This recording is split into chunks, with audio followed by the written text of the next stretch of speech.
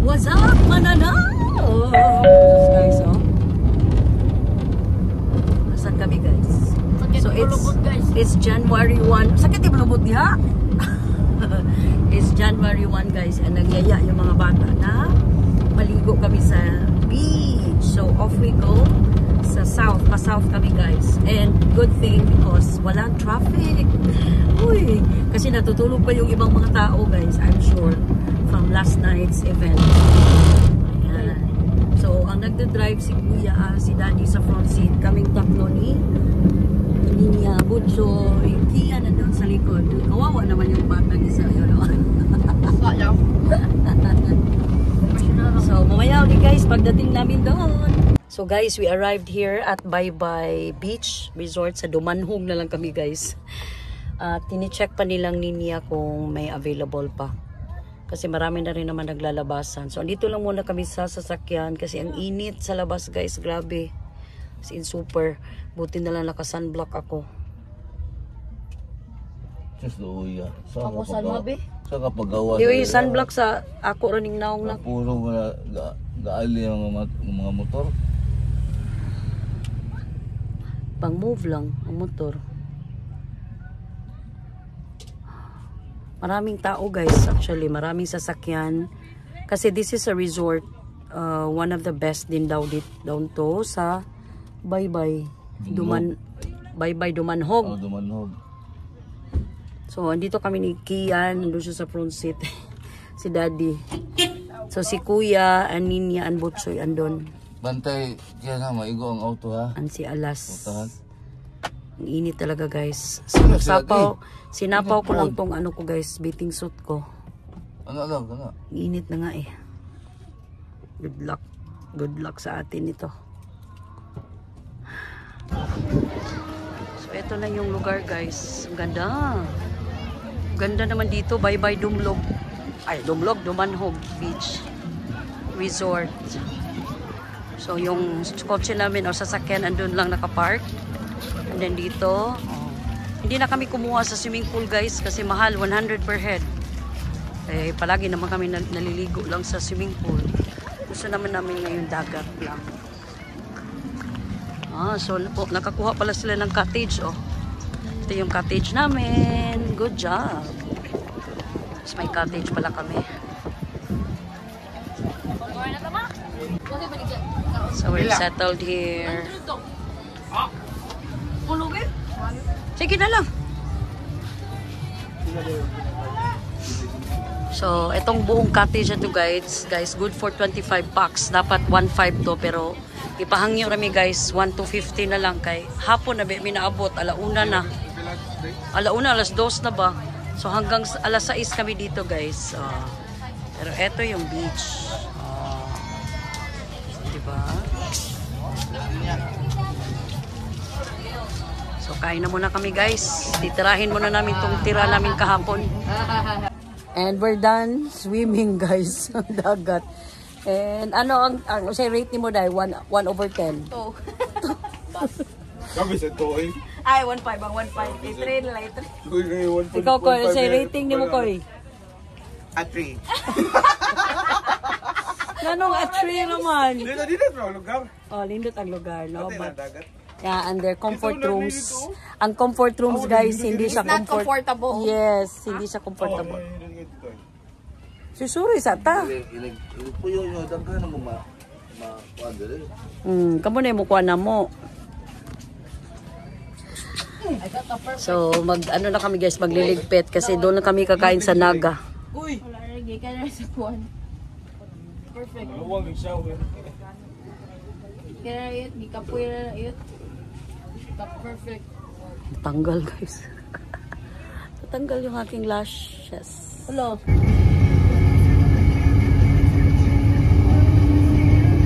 Bye-bye! Dito na yung balik. Si Beko din day. What's si Beko? Cebu Electric. Ang Beko. Guys, so we just arrived here in Talisay. It's alas 7 na, guys. And gutom na kami. So dito lang kami sa Bliss. Dito kami sa Water Rice. Ayan. And then baka kami na lang ni Daddy and Kuya ang pumunta sa sa St. Peter. Kasi si Alas guys, mainit siya. I don't know why. Ay, lamian ko. Order muna kami. So, we're waiting for our orders, guys. Yes, anak. You want drink? Water? Init kay imong kamo. Yeah. Initay. Tayo ka pa. Bahay na kami, guys. Kanina pa, mga around 10 minutes ago. And nagpalit ako ng shirt. Ito yung favorite ko na black shirt. Si Kuya, naliligo pa. Si Daddy, ito, nagwi-wait. Kasi nga, diretso na lang kami. Matutuloy kami dun sa St. Peter. Sina Mamili and Daddy Joe, umalis na daw. Umuwi na. Pero anyway, bukas babalik siguro kami ni Daddy. Kasi championship na rin bukas eh. Championship, guys, meaning last day of wake. Tapos, the following day, ikikremate na sinang Berna. So, overall, experience namin dun sa Bye-Bye Beach Resort sa Dumanhog. 1 out of 10, siguro mga 4. 4 kasi number 1 is... That's like the rarest ever. 4. Kasi may entrance, 30 pesos.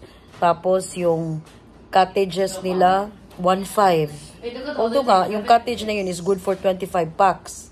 Pero kami is, lang naman kami, kanina, 7. So, alkansi kami, guys. Pero, pinatawad niya kami ng 1,250 na lang. Pero still, mahal pa rin. For a 4 hours lang na stay, di ba? And then, eto pa guys, yung dagat nila, ang daming bato. Hindi ko nagustuhan yung dagat, guys. Ang sakit-sakit sa paa. Kahit na nakachinelas ka, delikado kang matapilok. Dahil nga masyadong rocky. And then maraming, yung itom, dad? Maraming, tawag ng itom? Tuyom sa Cebu. Sa Bisaya, tuyom. And then, ano pa ba? Tapos yung comfort rooms nila, guys, my God. Kailangan mo pang maghulog ng 5 pesos, guys, for 1 minute and some seconds para lang mag-shower. Diba? Hindi na lang nila free yung comfort room. Must have yun eh. Diba? Grabe pangwarta, guys. So, overall, 4. Hindi na kami babalik doon, definitely. Kasi hindi kami nag-enjoy sa Bye-Bye. Nag-enjoy kami as a family, pero sa accommodation, dun sa experience namin doon, hindi. So, ito pa guys, kasi January 1 ngayon, so, a lot of establishments have closed down, meaning, sarado sila. Yung Jollibee naman, Chowking, puno lahat, guys. Kahit saan kami magpunta, Naga, sa Linaw, sa Minglanilla, puno lahat. So, ang ending namin, dito lang sa yung usual na pinagkakapihan namin ni Daddy, Bliss, pastries ang tawag doon sa lugar niyo, pero naging food park siya. Doon, nakakain kami. I had bangus with egg. Pero ang liit naman ang serving ng kanilang rice. So, busog na ako, pero okay lang yun sa akin. Pero sa mga, si Alas, kulang pa talaga yun. Kasi si Alas was able to eat a lot of, yung ulam nila, yung pork chop yata, yung kinuha ni Ninya. Ewan ko. Ako, nagbangus kami ni Daddy and Kuya. So, I'll end my vlog for today. Kasi, hindi naman to mahaba, guys. Pero, clips lang yung pinaano ko. Hindi ako magva-vlog sa St. Peter, guys. Kasi, gabi na rin eh. Magti 10 o'clock na. Ngayon pa lang kami aalis. Diba? Kung hindi lang talaga walang pasok si Kuya today or tonight, bukas na talaga sana kami pupunta doon. Pero since may pasok si Kuya bukas, and ninang niya sinang Berna, ninang niya yung namatay, kailangan niya talagang magpakita doon. As a sign of respect na rin, guys. Kasi nga, hindi rin siya makakadalo sa cremation and libing ni ng Berna ngayong January 4. What day is that? I think that is a Thursday. No, Wednesday pala kasi tomorrow is January 2 na. And may pasok pa talaga ako bukas, guys. So, imagine niyo anong oras na kami makakauwi mamaya. Pero siguro hindi kami magtatagal. After namin doon, uwi ka agad. So, I'll see you guys on my next vlog. And ingat kayo parati, guys, dahil ang Bye-Bye Beach hindi maganda. Hindi masyadong maganda. Yung ambience, okay. Yung lugar, okay. Pero yung facilities, it's a no. Babush, everyone.